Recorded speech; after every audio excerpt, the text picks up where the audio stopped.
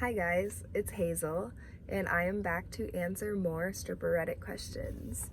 I love the stripper Reddit. I spend a lot of time, more than I care to admit, creeping on that subreddit.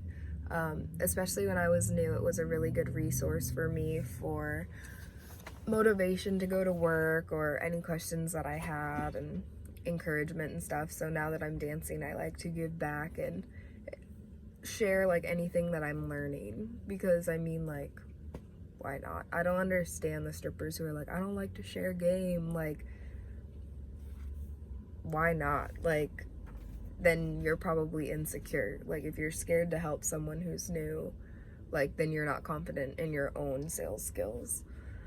Anyways, all right, so I'm answering off a post that had like 5 or 6 good questions that I thought that I could elaborate for a few minutes on. And I'm looking at notes here. That's why I keep like, I'm not like on drugs. So, let me look real quick. Okay, so the first question is, what are auditions like and how to prepare for them best? I have a pretty in-depth video on my audition experiences, but in like a concise, short thing, I would say call the clubs ahead of time, find out when the auditions are. You actually can't just show up like, hey, I want to audition. Some clubs you can, but call, see when they're auditioning, and then go in. How to prepare? Look your best. I don't know. Do some yoga, pop that booty, be confident, listen to some hype music. The audition process, honestly, is the scariest part, but like reflecting back, it was the easiest. Like, it ain't no thing. The next question was how to pick the right club, and better yet, how to tell the wrong clubs.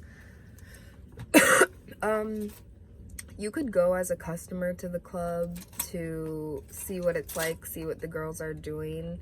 The right club is dependent on a lot of factors. Where I live in Portland, there are no contact clubs where when you're in a lap dance, the client can't touch you back. And there are touch clubs. Oh my god, my cat is being so loud. Please stop.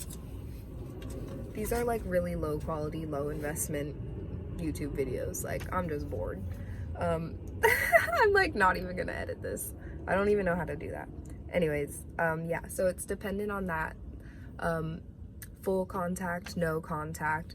There are stage preferences. Some clubs have a spinning pole and some don't. So like your preference to dance on the certain pole. The right club is dependent on like the girls that are there. Like, if you can vibe with them, if you can not even vibe with them because you're not there to make friends, but if you can just like work your shift and not be like super irritated the entire time. Like, there have been clubs where I was just like, I do not like these girls. I can't even like be in the energy of these people. And then like how to tell the wrong clubs, just, you will know. In my audition video, I talk about how I had this like nauseous feeling going to the club.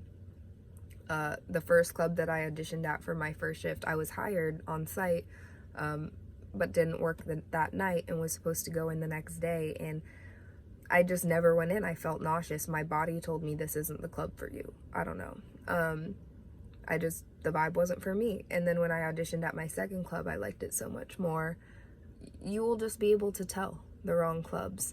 And I mean, like, there's nothing wrong with trying a club and it not working out. I mean, go work a night, work a week, dedicate some time to try it out and like put your best foot forward. You're not gonna probably find your home club on the first try. That's like miraculous, or that would just be really cool. The next question was, do I need to be worried about being pressured into sex work and how to avoid that?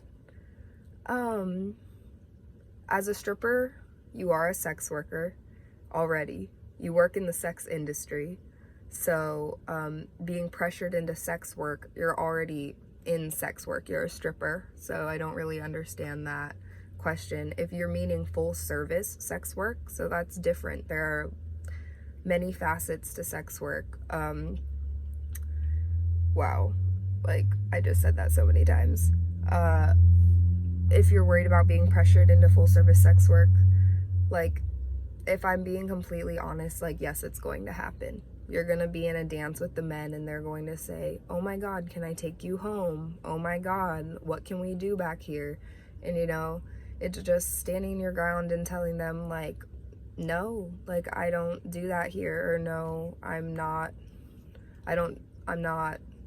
comfortable with that. Or what I try to do for the guys is tell them, like, I don't want you to get me in trouble. I don't want you to get kicked out. Like, I want you to be able to come see me here. Like, or you can lie and be like, I'm on probation already. Like, I've already gotten in trouble. They're watching me so closely. So those are a couple of tips on how to avoid it. But yes, like, you will be asked, like, every day. And, you know, oh my God, my Scorpio necklace. It's Scorpio season and I have a scorpion on my necklace. Y'all, I'm so stoned. I'm so sorry. Wow, I just keep seeing the time go longer and longer on this video, and I'm like, I haven't even talked about anything useful. Okay. But yeah, basically you will be pressured into sex work, just finding cute, charming ways to tell guys no. Like, I even tell guys, like, no, you can't touch me down here, like, because you were just touching money and I was just touching money, and money is so dirty. Like, there's germs on that. Like, you know, so there's like ways to avoid the conversation. But yeah, I'm identifying a bit of like lateral horophobia with the will I be pressured into sex work? Stripping is already sex work, so just like to get that out there. You are a sex worker if you are a stripper. The next question was initial income and how to improve it. I guess that is really dependent on you, your hustle, the area that you're in. I've seen some things that are like, if you're at a small club, aim for like 100 to 250 a night. If you're at a medium club, aim for like 300 to 500 a night. And if you're at like a really big city, like pop-in club, like Atlanta, there's a fucking bug, in shit, New York and shit like that, you should aim for 500 to 1,000 a night. I will just tell you, it is very inconsistent. Even week to week, it's inconsistent. I've had weeks where I've worked 3 days and made $3,000 in the week. Then I've had weeks where I've worked 6 days consecutively, pulling doubles each day, and only made $500 in the entire week. So there's no consistency to it. Like, you can't plan ahead. You really can just save and plan after the fact. And then how to improve initial income, just work on your hustle, talk to guys, look cute, be put together, try your best. The money will come if you have a good attitude and you're there. You know, like, I just try to get out the door and get to the club and just be like, okay, I'm here. Like, and there's money here. And if I was at home, there's no money there. So besides like what I save, but like no more money there. If you could go back to your baby stripper self and give advice, what would you tell? So what would I tell my baby stripper self? Basically, don't be scared of the men. I wasted a lot of time, a lot of weeks sitting in the back. I work at a really stage heavy club, so luckily, like, I was still on the stage making money and dancing throughout the night, but I wouldn't walk the floor or talk to men or sell dances. Like, there were 2 weeks where I was at the club where I wouldn't sell a dance. Like, I was scared. I wouldn't talk to the men. I didn't know what to talk about. I was insecure in myself and yeah. And so if I could go back and tell myself is, don't be scared, you know. They're just like regular men. Like, a lot of my customers are divorcees with kids who just like are busy, want to get a drink and chat with a pretty girl and give that girl money, you know. A lot of them are businessmen who can't keep up serious relationships or have been married multiple times and have no interest in dating, because girls, when you're dating them in real life, usually expect like a serious relationship out of it in the end, whereas like a stripper has no expectations except money. So yeah, just don't be scared of the men. Like, when I think now of the men that have given me money, I feel like empowered and grateful. I don't feel like, ew, gross men, like I had to get my money that way. I feel like, wow, had a lot of good conversations with a lot of different types of people and learned a lot. Even like the men that I didn't like once I danced for a cocaine dealer from Mexico, and I was like, okay, so I don't really have a lot in common with this guy, but I asked him to talk to me in Spanish. So he was just saying really romantic things to me in Spanish during our dance. And, you know, that's fun. You know, you can make it fun, make it whatever you want. It doesn't have to be like, oh my God, he's a cocaine dealer from Mexico. Like, I'm scared. You know, it's just like, people are people. Like, and you only have them for a moment. So, like, enjoy, learn what you can. Like, you're really lucky to have a job and be in the position to have access to so many people traveling, so many different types of people. Like, I don't know. I'm just really grateful. I feel really privileged.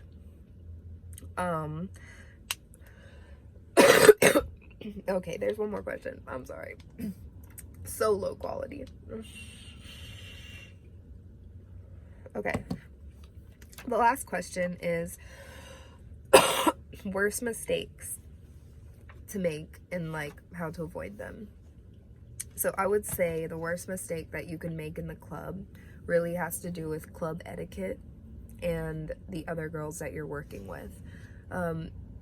You aren't there to make friends, but being on good terms with the girls that are there makes everybody more money. Like, when you and a girl are like, we're sisters, that makes more money than you and her sitting on opposite sides of the club and not speaking. Like, it just is more of a strip club atmosphere, party, you know, fun. So with strip club etiquette is just not to burn any of your bridges in the club. Be nice. When you come in, don't be the girl that's like, do you like working here? We all hate it. We're all here. Like, oh yeah, this is my fucking dream that I'm living here right now with you in this room. It's like, just don't ask dumb questions. Like, yes, we like working here. We are here. So, not tipping out. So like, tip out when you're new. Okay, the best piece of advice. Like, I saw this girl do it and I was like, that's nice. The best thing you can do when you go to a new club is tip in advance. Bring cash out of your own pocket. You may go negative this first time, but you know, the staff will never forget, and that will make you more money in the future. So like, this one girl, it was her first day at my club, and she handed the bouncer a $20 bill. Hi, my name is so-and-so. I like to tip in credit. Like, I'm new. And then, you know what? That night, that bouncer led a guy who was tossing money to her. This is our new girl, so-and-so. She's so precious. Isn't she so gorgeous? And you know, that $20 in advance, which you have to tip out anyways, but just like being up front and like not stingy about it, paid for itself in the end for her. Yeah. Another example would be approaching the stage while another girl is dancing. This is one thing that girls don't know, which is just like, how do you not realize that this is offensive? Basically, when, for example, okay, I will tell you 2 instances where this has happened to me. Once when I was a baby stripper, and then once recently, like how I handled it. So before, somebody approached my stage while I was dancing. I was literally undressing, and this girl approached the stage, sat down, and was talking to the 2 men that were tipping me. And I like got flustered and confused. I just sort of like blink, blink, and it was like in a moment. And then the bouncer came around and was like, hey, get away from her stage, because it's so rude. Like, I'm performing and you're distracting the people who are trying to watch me. Like, when you pay a stage fee at the club, whatever it may be, $20, $70, you're paying for your turn on the stage. So when it's my turn, and all the attention should be on me, not you, so go away. I was so upset that whole night. I cried about it. Nothing happened. The guys still tipped me. They didn't even leave stage with her, but I was just like, how dare her, the audacity. And it like, when it like is so real, I like can't speak. So I avoided her the whole night. I would be outside smoking, then she would come outside to smoke, and I would go in like angry energy. And like, she was so drunk, bitch, I bet she didn't even know like what she did to me or where she was or what was going on. It was not personal or anything. Anyways, at another club, my like third club that I started and quit already because it sucked.